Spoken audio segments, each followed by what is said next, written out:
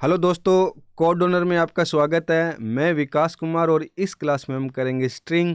सबसे पहले देखेंगे कि स्ट्रिंग हम ले कैसे पाएंगे, सिंगल कोटेशन में, डबल कोटेशन में, बैक स्टिक में।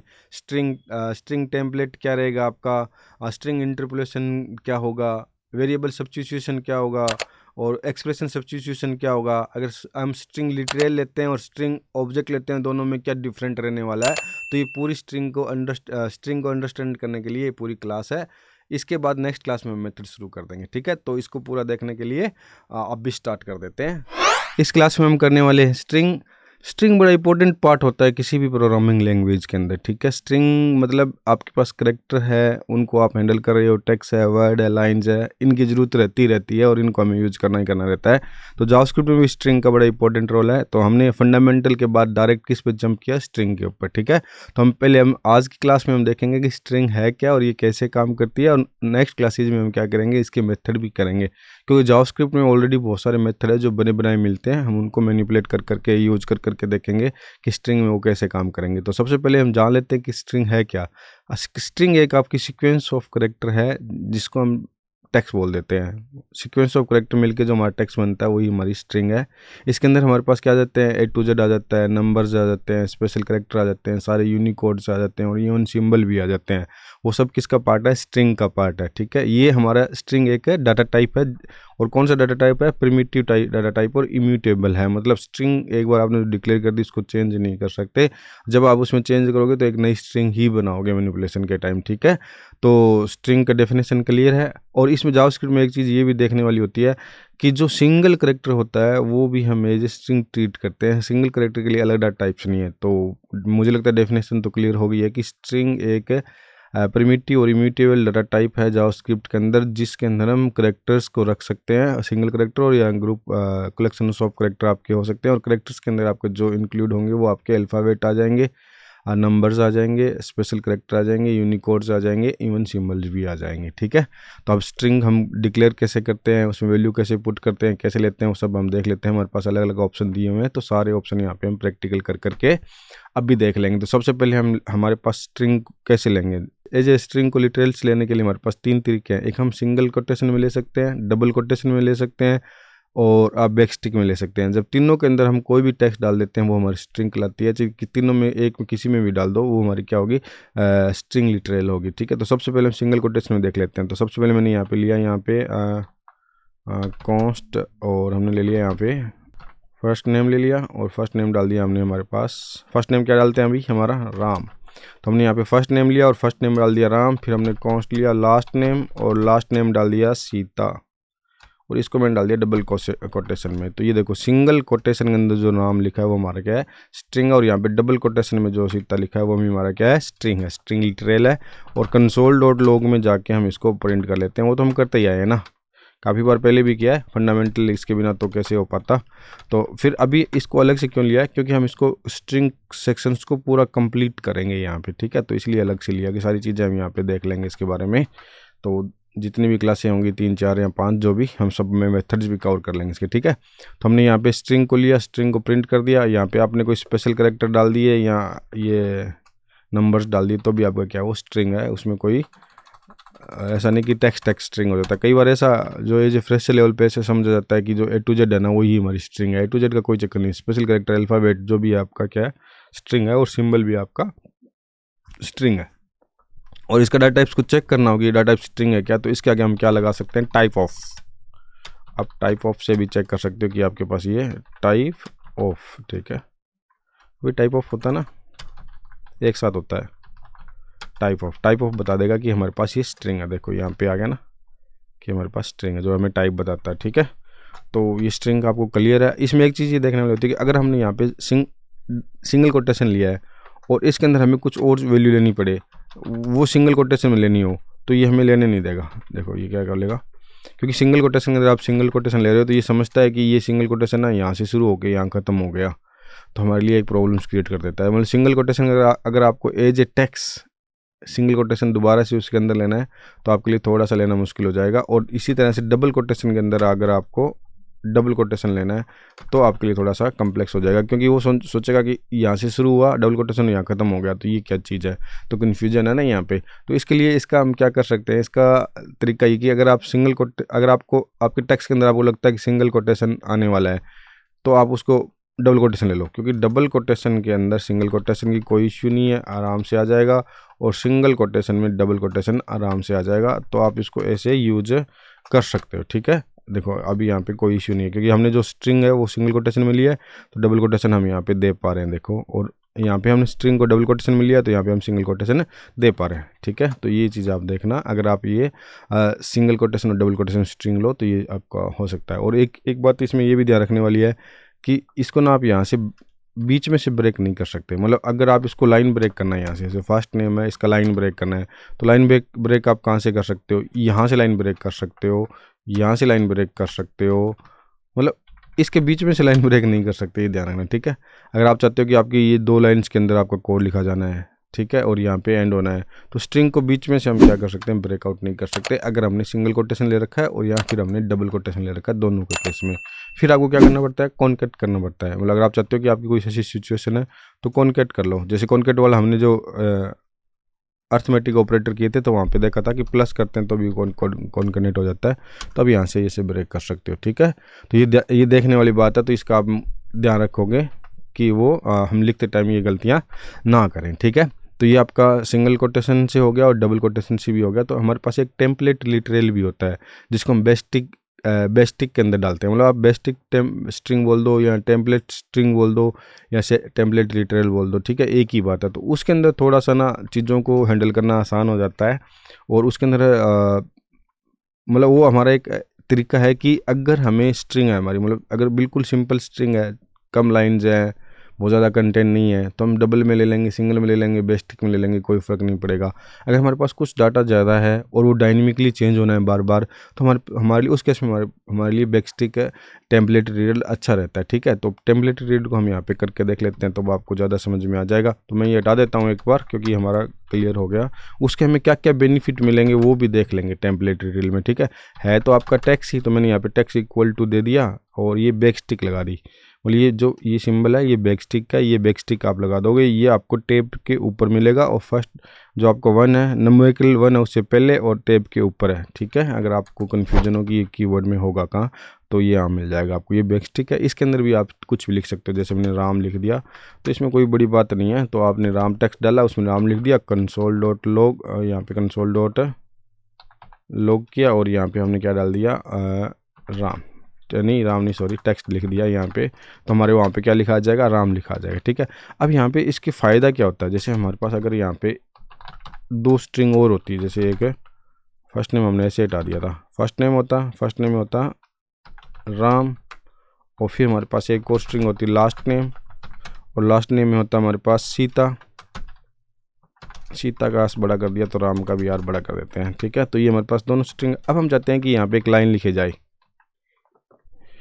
राम एंड सीता। तो अगर हम इसको बिना बैकस्टिक लिखेंगे राम एंड सीता को, तो कैसे लिखेंगे, तो सबसे पहले हम लिखेंगे फर्स्ट नेम, फिर कॉन्कनेट करेंगे एक स्ट्रिंग को, और फिर लिखेंगे एंड, और फिर कॉन्कनेट करेंगे लास्ट नेम को, ठीक है। तो आप इस तरह करोगे तो ये आपका कॉन्कनेट होगा प्लस से, आप प्लस से कर दोगे कॉन्कनेट, या फिर आप इसका एक जो मेथड आता है कॉन्केट का, वो कॉन्केट कर लोगे। मतलब आपको कॉन्केट करना पड़ेगा जब आप बैकस्टिक यूज नहीं करोगे तो, ठीक है। तो यहाँ पे इसका कॉन्केट हो जाएगा, फिर इसका कॉन्केट हो जाएगा। तो मतलब बात आपकी वही आएगी, कॉन्केट करने के बाद में भी आपका ये काम करेगा। तो मतलब अगर आपके पास ऐसा काम करना है जिसमें आपको स्ट्रिंग को कॉन्केट करना है, या फिर आपको कोई वेरिएबल स्ट्रिंग के अंदर यूज करना है, तो उस केस में ये थोड़ा सा कम्प्लेक्स हो जाता है, सिंगल कोटेशन डबल कोटेशन हो। तो उस केस में हमारे पास क्या काम आता है, बैकस्टिक।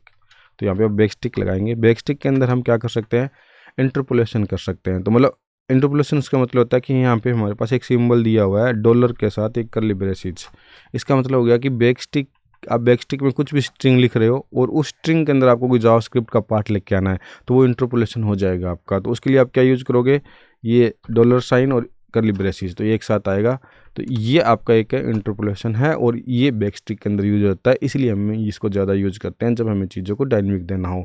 तो अभी हमारे पास यहाँ पे हमने लिखना राम एंड सीता, तो ये इंटरपोलेशन यूज करके यहाँ पे हम अगर फर्स्ट नेम डाल देंगे तो ये हमारे लिए ईजी हो जाएगा। देखो फर्स्ट नेम, फिर यहाँ पे हम एंड लिख देंगे और फिर हम यहाँ पे इंटरपोलेशन करके और लास्ट नेम लिख देंगे। तो देखो अब हमारे पास कॉन्केट करना आसान हो गया है। और कंट्रोल एस करोगे तो आपके पास राम और सीता यहाँ पे आराम से आ जाएंगे। तो ये एक वे हो सकता है आपको कॉन्केट करने का, मतलब इजी वे है कॉन्केट करने का। ये तो एक सिंपल एग्जांपल है, इसलिए आपको लग रहा होगा कि वो भी सिंपल था, पर जब आपके पास कम से कम 15-20 वेरिएबल्स होंगे, 4-5 लाइन्स होंगी, तो उस केस में आप थोड़ा सा हैंडल करना मुश्किल हो जाएगा, ठीक है। या फिर ये भी देखो आपको कितना आसान बना देता है ना, क्लीन, नीट एंड क्लीन बना देता है। इसमें आपको वो प्लस और कॉन्केट का कोई चक्कर ही नहीं रहता, ठीक है। तो ये इसलिए हम क्या यूज करेंगे, बैकस्टिक क्यों यूज करेंगे, ताकि हम इंटरपोलेशन कर सकें, और इंटरपोलेशन करके हम क्या डाल सकें, कोई वेरिएबल्स की वैल्यू शो आउट कर सकें, या कोई जावास्क्रिप्ट का एक्सप्रेशंस की वर्किंग कर सकें। तो जो हमारे इंटरपोलेशन हो रहा है, इसके अंदर अगर हमने वेरिएबल यहाँ पे डाल दिया तो इसको हम टेम्पलेट लिटरेचर के अंदर वेरिएबल सब्स्टिट्यूशन भी बोलते हैं। कई बार बोलते हैं कि आप टेम्पलेट लिटरेचर में वेरिएबल सब्स्टिट्यूशन करके दिखाओ, तो ये वेरिएबल सब्स्टिट्यूशन है। मतलब हमने क्या किया, वेरिएबल्स को एज ए टेम्पलेट यूज कर लिया। और इसमें एक फ़ायदा ये भी होता है टेम्पलेट में कि अगर आप डबल कोटेशन को यूज करते हो तो यहाँ पे कोई दिक्कत नहीं है, अगर आप सिंगल कोटेशन यूज करते हो तो कोई दिक्कत नहीं है। तो ये आपके लिए आसान बना देता है सिंगल कोटेशन डबल कोटेशन दोनों को, ठीक है। और इसमें आप एक्सप्रेशन भी दे सकते हो कोई टेम्पलेट में, जैसे ये लाइन ब्रेक भी कर सकते हो। जैसे मैं सेकंड लाइन में चला गया, यहाँ पे मैं लिख देता हूँ एंड, तो ये आपको जैसे जहाँ पे आपने लाइन ब्रेक मारा वहीं से वो लाइन अगली नेक्स्ट लाइन में चला जाएगा आपके लिए। और अगर मैं यहाँ पे एक होता है आपका, एक पूछ लेते हैं कि expression substitution, expression substitution use करके दिखाओ। तो आपको इंटरपोलेशन लेना है और यहाँ पे आप 5+5 कर दोगे तो आपका रिजल्ट क्या आएगा, 10 आएगा। तो मतलब जो यहाँ पे जो हमारे पास इंटरपोलेशन किया स्ट्रिंग का, वहाँ पे हमने कोई जावास्क्रिप्ट का एक्सप्रेशन डाल दी तो हमारा एक्सप्रेशन सब्स्टिट्यूशन हो गया, और ये आपका वेरिएबल सब्स्टिट्यूशन हो गया, ठीक है। तो आपको पता लगा कि टेम्पलेट लिटरल यूज करने के हमें क्या क्या फ़ायदे होने वाले हैं। अब इसी क्लास के अंदर हम देखते हैं कि हम ऑब्जेक्ट के थ्रू स्ट्रिंग कैसे बनाएंगे, मतलब एक एज ऑब्जेक्ट स्ट्रिंग को कैसे लेंगे। तो यहाँ पे हम करते हैं कॉन्स्ट में हम ले लेते हैं स्ट्रिंग का नाम, जैसे कि हमने ले लिया text1 ले लिया, और text1 में हमने डाल दिया राम। तो ये तो आपका टेम्पलेट लिटरल नहीं है, तो आपको सिंगल स्ट्रिंग लिटरल हुआ ना। तो एक और ले लेते हैं हम, ठीक है। ये मैंने इसलिए ले लिया था कि हम उसको कंपेयर कर सकें। तो यहाँ पे text1 इक्वल टू राम डाल दिया, text2 इक्वल टू मैंने डाल दिया न्यू स्ट्रिंग। तो जैसे न्यू स्ट्रिंग, यहाँ पे न्यू स्ट्रिंग डाला तो ये हमारे पास क्या आ गया, ये हमारे पास जो text2 है ना, ये हमारे पास ऑब्जेक्ट बन गया। मतलब स्ट्रिंग ऑब्जेक्ट इसको बोलेंगे, ये हमारे पास स्ट्रिंग ऑब्जेक्ट है, और इसको बोलेंगे ये हमारे पास स्ट्रिंग लिटरल है। दोनों में फ़र्क है। तो ये जो ऑब्जेक्ट के साथ हम काम करते हैं तो कई बार ये परफॉर्मेंस को डाउन कर देता है, मतलब और थोड़ा यूज करने में थोड़ा कम्प्लेक्स होता है, परफॉर्मेंस डाउन कर देता है। तो इसका हम रेयरली यूज करेंगे। कभी लगेगा कि इसके बिना काम नहीं हो रहा, वैसे तो ऐसा कोई काम नहीं है जो इसके बिना नहीं होता, सारे काम आप स्ट्रिंग लिटरल से कर सकते हो। तो ज़्यादातर हम क्या यूज करते हैं, स्ट्रिंग लिटरल यूज करते हैं, स्ट्रिंग ऑब्जेक्ट का यूज नहीं करते। तो यहाँ पे भी हम आके क्या दे देंगे, राम, ठीक है। समझ में आ रही है ना चीज़ें। हमने मतलब उतना कुछ ज़्यादा स्ट्रिंग में करना शुरू नहीं किया, हम तो देख रहे हैं कि अलग अलग तरीके से स्ट्रिंग को ले कैसे सकते हैं, ठीक है। 4-5 तरीके जो भी होते हैं सब। तो ये देखो अब दोनों सेम है, text1 है, इसमें भी राम है, text2 है, उसमें भी राम है। अगर आप टाइप ऑफ देखोगे तो दोनों का डिफरेंट दिखाएगा। तो console.log में जाके हम क्या देखते हैं, टाइप ऑफ किसका देखते हैं, टेक्स्ट है आपका, text1 का टाइप ऑफ देखते हैं, और फिर हम किसका देखेंगे, टाइप ऑफ है text2 का टाइप ऑफ देखेंगे। तो यहाँ पे आ जाएंगे, फिर हम क्या देखते हैं, text2 का टाइप ऑफ देखते हैं, ठीक है। तो दोनों के टाइप में क्या फ़र्क है, देखो ये आपका टाइप ऑफ स्ट्रिंग दिखा रहा है और ये टाइप ऑफ क्या दिखा रहा है, ऑब्जेक्ट दिखा रहा है।